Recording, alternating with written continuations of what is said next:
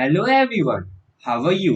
I hope you all are fine. आज हम लोग नेशनल इंस्टीट्यूट ओपन स्कूलिंग का secondary course science and technology book 1 module 2 matter in our surroundings का lesson number 5 atomic structure जो chemistry का chapter है शुरू करने वाले हैं। तो चलिए शुरू करते हैं।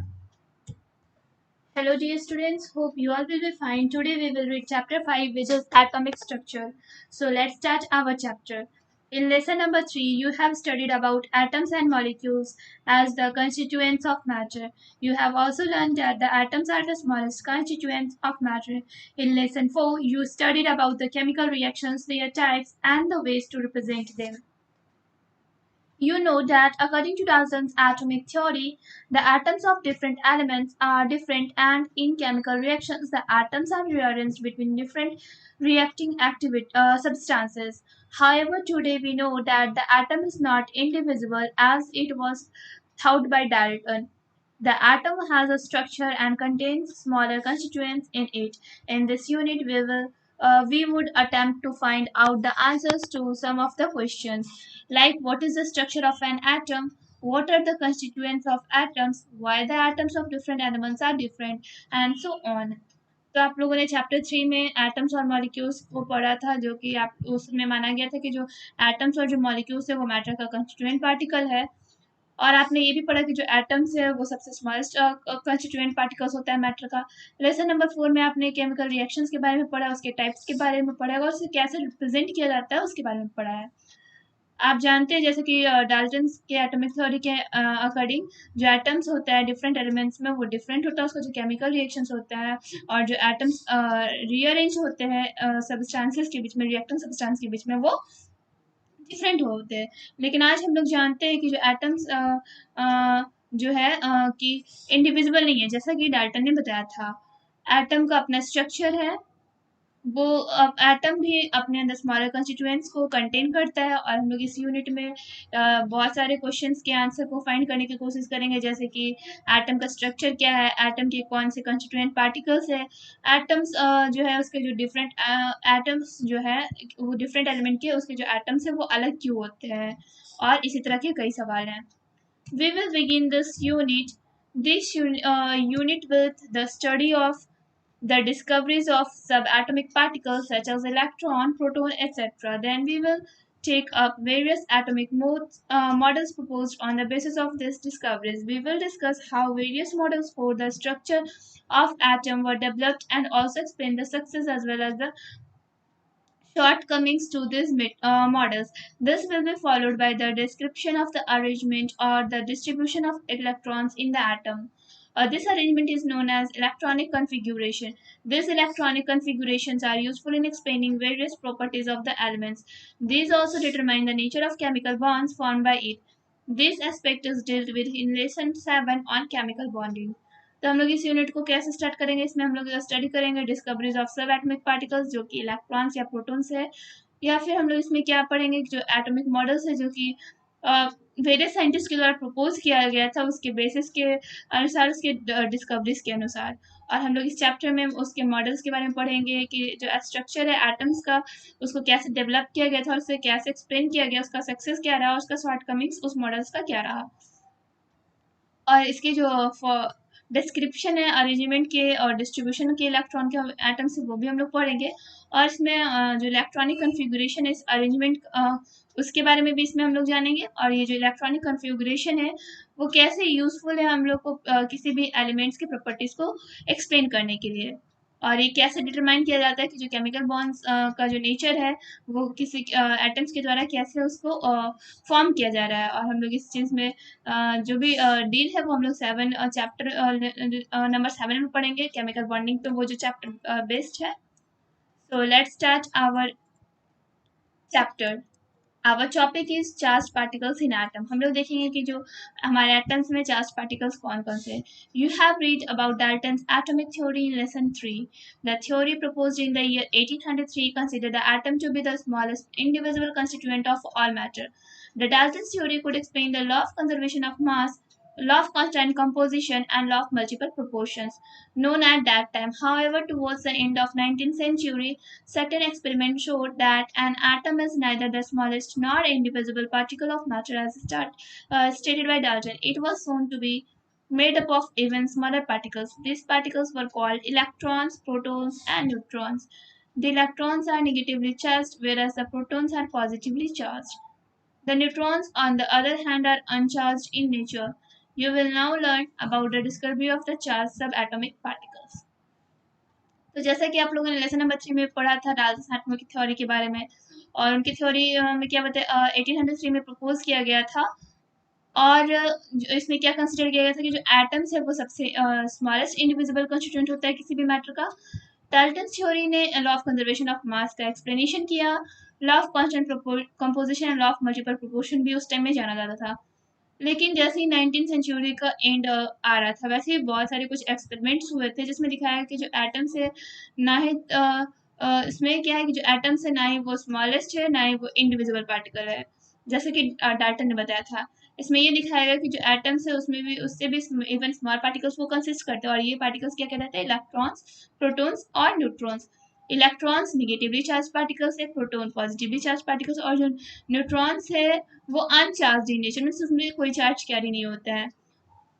और हम लोग इस सब एटॉमिक पार्टिकल्स का जो भी चार्ज था उसको हम लोग डिस्कवरी के देखते हैं उसकी डिस्कवरी के बारे में। So we will start with discovery of electron. In 1885, Sir William Crookes carried out a series of experiments to study the behavior of metals heated in a vacuum using cathode ray tubes. A cathode ray tube consists of two metal electrodes in a partially evacuated glass tube. An evacuated tube is one from which most of the air has been removed. The negatively charged electrode is called cathode, whereas the positively charged electrode is called anode. These electrodes are connected to a high voltage source. Such a cathode ray tube has been shown in figure 5.1.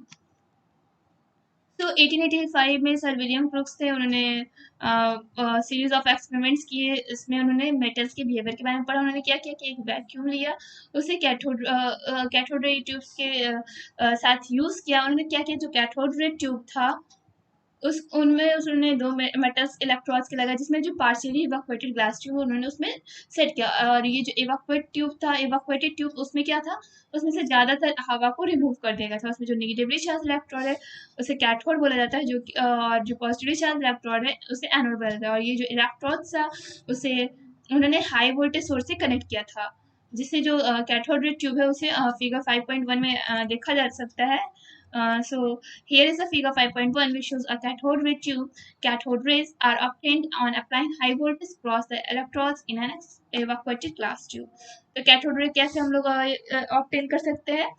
तो हम लोग उस जो cathode ray हम लोग उसको जो electrode है उसे हम लोग हाई वोल्टेज से हम लोग कनेक्ट कर देंगे, तो हम और इवाक्वेटेड ग्लास ट्यूब में तो हम लोग को कैथोड रे ऑब्टेन होगा। So it was observed that when very high voltage was passed across the electrodes in evacuated tube, the cathode produced a stream of particles. These particles were shown to travel from cathode to anode and were called cathode rays. In the absence of external magnetic or effective field, these rays travel in a straight line. In 1887, an English physicist, Sir J. Thomson, showed that the rays were made up of a stream of negatively charged particles. This conclusion was drawn from the experimental observations when the experiment was done in the presence of an external electric field. Following are the important properties of cathode rays.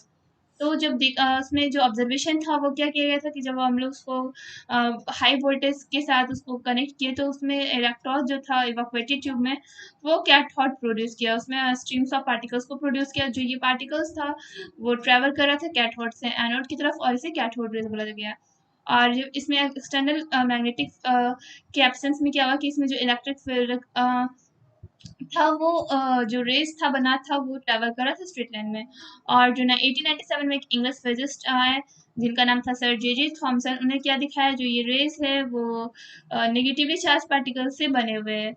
और ये conclusion था कि जो ये experimental observation हुआ था, इसमें जो एक्सपेरिमेंट किया गया था वो एक्सटर्नल इलेक्ट्रिक फील्ड के प्रेजेंस में किया गया था। और इसके कुछ फॉलोइंग इंपॉर्टेंट प्रॉपर्टीज है उसे देखते हैं। Cathode rays travel in straight line. जो कैथोड रेज होता है वो स्ट्रेट लाइन में ट्रेवल करता है। The particles constituting cathode rays carry mass and possess kinetic energy. वैसा पार्टिकल्स जो कैथोड रेज को कंस्टिट्यूट करता है वो मास को और काइनेटिक एनर्जी को करता है, मीन्स उसमें कंटेन रहता है। The particles constituting cathode raise have negligible mass but travel very fast. जो ऐसे पार्टिकल्स जो कैथोड रेज को कंस्टिट्यूट करते हैं उनमें मास नेग्लिजिबल होता है, उसको नजरअंदाज करने लायक होता है, लेकिन वो जो ट्रैवल करते हैं उनका ट्रैवल स्पीड बहुत फास्ट होता है। Cathode ray particles carry negative charge and are attracted towards positively charged plate when an external electric field is applied। और जो कैथोड रे पार्टिकल्स है वो नेगेटिव चार्ज को कैरी करता है जब वो पॉजिटिवली चार्ज आयरन जो प्लेट है उसकी तरफ जब वो अट्रैक्ट होता है। और ये जब ये कब होता है, जब एक्सटर्नल इलेक्ट्रिक फील्ड को अप्लाई किया जाता है। The nature of cathode ray generated was independent of the nature of the gas in the cathode ray tube as well as the nature of metal used for making cathode and anode। In all the cases, the charge to mass ratio EM per was found to be the same। तो जो cathode rays था वो generate हुआ independent nature of the gas जो कि cathode ray tube में fill किया गया था, और उसका जो नेचर था मेटल जिसमें यूज किया गया वो कैथोड और एनोड से बना हुआ था। और इस जो केस है उसमें जो चार्ज था मास रेशियो वो क्या था ई पर एम, जिसे उसका जो मास था वो सेम था। So here is the figure 5.2 which shows the cathode rays are negatively charged. These travel in straight line from cathode to the anode. However, in the presence of an external electrical field, this bend towards the positive plate। तो इसमें क्या दिखा रहा है कि जो external electrical field जब पहले तो हम लोग को ये पता है कि जो कैथोड रे है वो जब निकलता है तो स्ट्रेट लाइन से पास करता है। जब इसमें दिखाया कि इसमें एक्सटर्नल फिर लगाया गया है इलेक्ट्रिकल फील्ड, तो ये जो हमारा जो लाइन था वो स्ट्रेट लाइन वो कैसे बेंड हो गया पॉजिटिव प्लेट की ओर, ठीक है। These particles constituting the cathode rays were later called electrons, since it was observed that the nature of cathode rays was the same irrespective of the metal used for the cathode or the gas filled in the cathode ray tube। This led Thomson to conclude that all atoms must contain electrons. This may tell that the atom is not indivisible as was believed by Dalton and others। In other words, we can say that the Dalton's theory of atomic structure failed partially। तो ये जो particles था जिसमें cathode rays constitute किया गया उसे बाद में नाम दे दिया गया इलेक्ट्रॉन्स। और बाद में ये ऑब्जर्व किया गया जो नेचर है कैथोड रेज का वो सेम था मेटल्स के रिस्पेक्टिव में, जो कि कैथोड और या फिर जो गैस था उसमें फिल था कैथोड रे ट्यूब में। और ये थॉमसन को ये इस विचार पे लाया कि जो एटम्स था वो इलेक्ट्रॉन्स को कंटेन करता है। इट मीन्स क्या कि जो एटम है वो इंडिविजुअल है, जैसे कि इंडिविजुअल नहीं है, तो वो किसके द्वारा विचार किया गया था, डाल्टन एंड अदर्स में। लेकिन अगर सही बात किया जाए तो हम लोग कह सकते हैं कि जो डाल्टन का थ्योरी था एटॉमिक स्ट्रक्चर का वो थोड़ा सा फेल हो चुका था, क्योंकि जैसा उन्होंने बताया था कि हम एटम्स को डिवाइड नहीं कर सकते, लेकिन हम लोग एटम्स को आज हम लोग जानते हैं कि एटम्स को हम लोग डिवाइड कर सकते हैं। उसमें भी छोटे छोटे पार्टिकल्स कंसिस्ट रहते हैं, जैसे इलेक्ट्रॉन्स हो गए, प्रोटॉन्स हो गया, neutrons. This conclusion raised a question: if the atom was divisible, then what were its constituents? Today, a number of smaller particles are found to constitute atoms. These particles constituting the atom are called subatomic particles. You have learned above the electron is one of the constituents of the atom.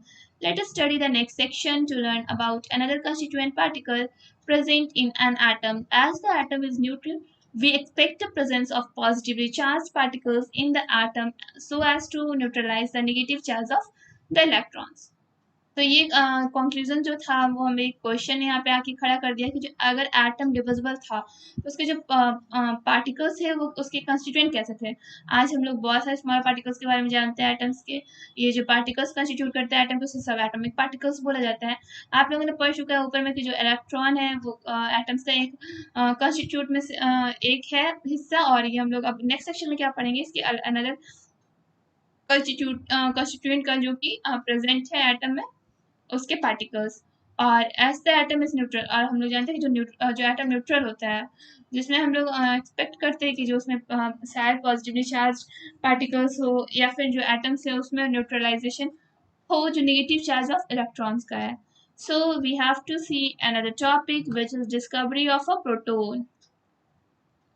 Much before the discovery of electron, Eugene Goldstein in 1886 performed an experiment using a perforated cathode, a cathode having holes in it in the discharge tube filled with air at a very low pressure. When a high voltage was applied across the electrodes in the discharge tube, a faint red glow was observed behind the perforated cathode. This glow was due to another kind of rays flowing in a direction opposite to that the cathode rays. These rays are called as anode rays or positive rays. These were positively charged and were also called canal rays because they pass through the holes or the canals present in the perforated cathode. The following observations were made about anode rays, canal rays. So जो हम लोग का जब electron का discovery हुआ था उसके बाद यूलियन गोल्डस्टीन ने 1886 में एक और एक्सपेरिमेंट किया परफोरेटेड कैथोड की हेल्प से जिसमें as perforated cathode means cathode having holes in it means ऐसा कैथोड जिसमें होल्स हो इसमें क्या किया कि जो पार्टिकल जो डिस्चार्ज पार्टिकल्स था ट्यूब में उसमें बहुत ही लो प्रेशर में बहुत ही लो प्रेशर में उसमें फिल किया गया उसके बाद उसमें हाई वोल्टेज का अप्लाई किया गया इलेक्ट्रोड्स के आसपास डिस्चार्ज ट्यूब में तो उसमें एक फेंट रेड ब्लू कलर का ऑब्जर्वेशन हुआ कि उसमें परफोरेटेड कैथोड में दिख रहा है so here is the figure 5.3 which shows Goldstein's cathode ray tube with perforated cathode.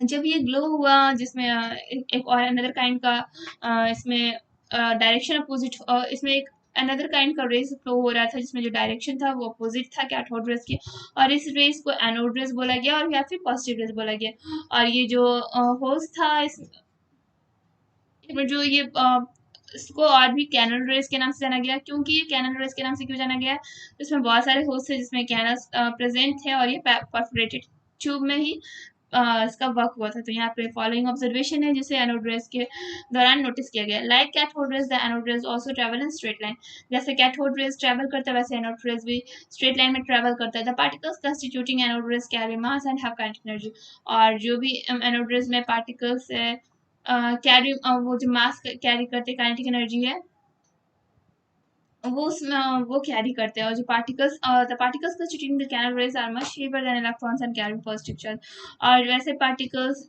जो कैनल रेज में कंस्टिट्यूट होते हैं वो उससे किससे ज़्यादा भारी होते हैं इलेक्ट्रॉन से जो कि पॉजिटिव चार्ज है उससे थोड़ा भारी होते हैं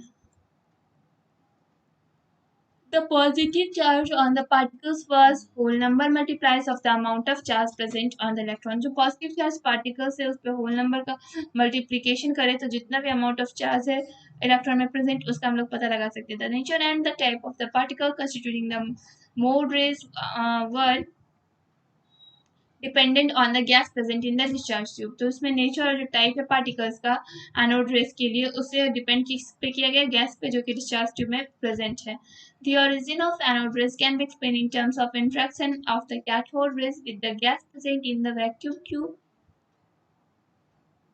It can be explained given below. तो जो भी एनोड रेस का जो ओरिजिन है उसे कैसे एक्सप्लेन कर सकते हैं तो इंटरेक्शन ऑफ कैथोड रेस के इंटरफेकेशन मतलब उसमें इंटरेक्शन किए तो बीच बचाव किए तो और इसमें जो गैस था प्रेजेंट वैक्यूम ट्यूब में उसके हाथ से और ये एक्सप्लेन किया जा सकता है जैसे नीचे दिया गया है The electrons emitted from the cathode collide with the neutral atoms of the gas present in the tube and remove one or more electrons present in them. This leaves behind positive charged particles which travel towards the cathode. When the cathode ray tube contained hydrogen gas, the particles of the canal rays obtained were the lightest and their charge to mass ratio was the highest. Rutherford showed that these particles were identical to the hydrogen atom for which one electron has been removed. These particles were named as protons and were shown to present in all matter. Thus, we see that experiments by Thomson and Goldstein had shown that an atom contains two types of particles which are oppositely charged and atom is electrically neutral. What do you think is the relationship between the numbers of these particles in a given atom? तो जो electrons था उसमें से जो cathode collide करके जो neutral atoms के साथ निकल रहे थे जो कि गैस प्रेजेंट है हमारे ट्यूब में उसे रिमूव कर दिया गया था और इसमें ज़्यादा से ज़्यादा इलेक्ट्रॉन्स को प्रेजेंट किया गया था और ये जो था वो अपने पीछे पॉजिटिव चार्ज पार्टिकल को छोड़ देता और ये कैथोड की ओर ट्रेवल करता था जब cathode ray tube hydrogen gas को कंटेन किया तो जो पार्टिकल्स था कैनल रेस वो ऑब्टेन किया गया लेकिन वो लाइटेस्ट और इसका जो चार्ज था मास का वो भी हाईएस्ट था। रदरफोर्ड ने दिखाया था कि जो पार्टिकल्स है वो आइडेंटिकल है हाइड्रोजन के आयन के। हाइड्रोजन आयन के क्यों? क्योंकि ये एक ऐसा आयन इसमें एक इलेक्ट्रॉन को रिमूव कर दिया जाता है। ये जो पार्टिकल्स है उसे प्रोटॉन्स के नाम से जाना गया और इसे प्रेजेंट किया गया सब्लिमेटर में। और दस हम लोग आज देखते हैं कि जो एक्सपेरिमेंट्स किए गए थे थॉमस और गोल्डस्टीन ने किए थे एटम्स के बारे में, उसमें हम लोग को पता था कि जो दो टाइप्स के पार्टिकल्स है वो अपोजिटली चार्ज है और एक जो एटम है वो इलेक्ट्रिकली न्यूट्रल है, उसमें प्लस का चार्ज है ना ही उसके ऊपर नेगेटिव का चार्ज है। तो आप क्या सोचते हो कि जो नंबर ऑफ दिस पार्टिकल जो ये जो गिवन एटम है उसके बीच में क्या रिलेशनशिप है? So, in addition to the two charged particles, namely the electron and the proton, a neutral particle is called neutron was also discovered, about which you would learn later in this lesson. Now it is the time to check your understanding. For this, take a pause and solve the following text questions. तो ये जो addition में हम लोग जो दो charge particles है जैसे कि इलेक्ट्रॉन्स हो गए और प्रोटॉन हो गए, और जो न्यूट्रल पार्टिकल जिसे न्यूट्रॉन बोला जाता है, इसका जो डिस्कवरी हुआ था जैसे हम लोगों ने पढ़ा है इस लेसन में और आगे भी पढ़ने वाले हैं, तो हम लोग इसके बारे में तो जाने। तो हम लोग को क्या जाना है कि जो हम लोग को अपने अंडरस्टैंडिंग को चेक करना। तो here is a question in text question 5.1, try to solve all this questions and don't skip this video. In addition to the discovery of electrons and protons as the constituents of atom, the phenomenon of radioactivity, that is the spontaneous emission of rays from atoms of certain elements, also proved that the atom was divisible. तो इसके addition में जो discovery हुआ था electrons और protons में, जिसमें particles के बारे में एटम्स के पार्टिकल्स के बारे में बात है, उसमें जो फेनोमेनन है रेडियो एक्टिविटी वो स्पॉन्टेनियसली ये रेस के एमिशन को कैच करता है और वो बताता है कि जो सर्टेन एलिमेंट्स है उसमें जो एटम्स है वो डिविजिबल है। वेल, चैप्टर अभी कंप्लीट नहीं हुआ है। नेक्स्ट वीडियो में नेक्स्ट टॉपिक कवर अप होगा। अगर इस चैप्टर से कोई भी प्रॉब्लम हो किसी भी टॉपिक से या क्वेश्चन आंसर से, तो अपने प्रॉब्लम को कमेंट बॉक्स में शेयर करें, हम लोग उसे सॉल्व करने का कोशिश करेंगे। Thank you everyone.